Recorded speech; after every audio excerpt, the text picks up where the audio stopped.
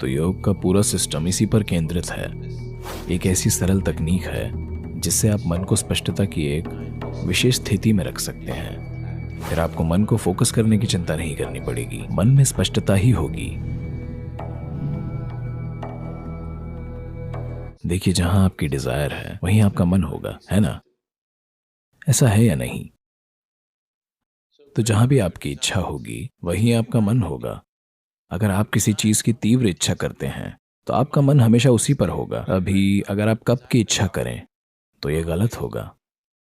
जब आप मैदान पर हो, लक्ष्य गोल करने का होना चाहिए, है ना? अब आप कप की इच्छा कर सकते हैं, पर एक बार जब आप मैदान पर होते हैं तो आप बस गोल गोल और गोल की इच्छा रखें और कुछ भी नहीं। एक बार आपकी इच्छा मजबूत हो जाए तो आपका शरीर और मन अपने आप उस दिशा में आगे बढ़ता है ना? आप जिसकी चाह रखते हैं आप वहीं जाते हैं। अगर इच्छा खत्म हो जाए तो आप मन को वहां नहीं रख सकते। तो आपको बस अपने अंदर इच्छा को विकसित करना होगा। अगर सिर्फ गोल करने की इच्छा हो then you don't have to worry about mental focus. That's where the mind will be. तो आपको मन को फोकस करने की चिंता नहीं करनी पड़ेगी, मन उसी दिशा में जाएगा। क्या कोई आपके मन को आपकी इच्छा से दूर ले जा सकता है? जिस चीज की आप इच्छा करते हैं आपका मन स्वाभाविक रूप से वहीं जाएगा, है ना? तो योग इसमें कैसे मदद करता है? देखिए, शरीर और मन कौन से आसान पैरामीटर्स पर काम करते हैं।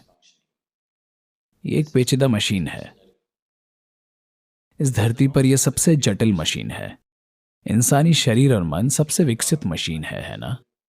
हमने जो कुछ भी बनाया है वह इसी मन से निकला है। तो ये मन एक जटिल यंत्र है, बहुत ही जटिल। तो इसलिए अगर आप कुछ भी गलत करते हैं तो मन अपने अंदर कई भ्रम पैदा कर लेगा। कुछ आसान तरीके हैं। एक सरल तकनीक है जिसकी मदद से आप अपने मन को स्पष्टता की स्थिति में रख सकते हैं जहां ये बस देखता है। यानी आप अपने मन को आईने की तरह इस्तेमाल करना सीख लेते हैं तो ये आपको बस वो दिखाता है जो मौजूद है, कुछ और नहीं। जैसे ही आपका मन कई चीजों से अपनी पहचान जोड़ लेता है, अब आप एक भारतीय हॉकी खिलाड़ी के तौर पर खेल रहे हैं, अब आप कुछ और बन जाएंगे क्योंकि अब आप सारा इतिहास पढ़ रहे हैं। भारतीय हॉकी का गौरव, उसकी गहराई, सब कुछ आपके मन में चलेगा। अब आप हॉकी नहीं खेल पाएंगे, आप खेल को वैसा नहीं देखेंगे जैसा वो है।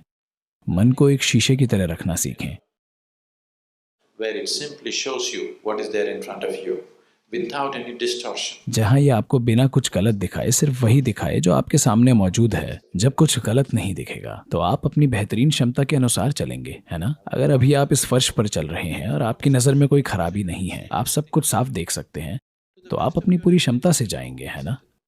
आपकी नजर में ही अगर कोई खराबी है तो आप बेकार में इधर उधर ठोकर खाएंगे।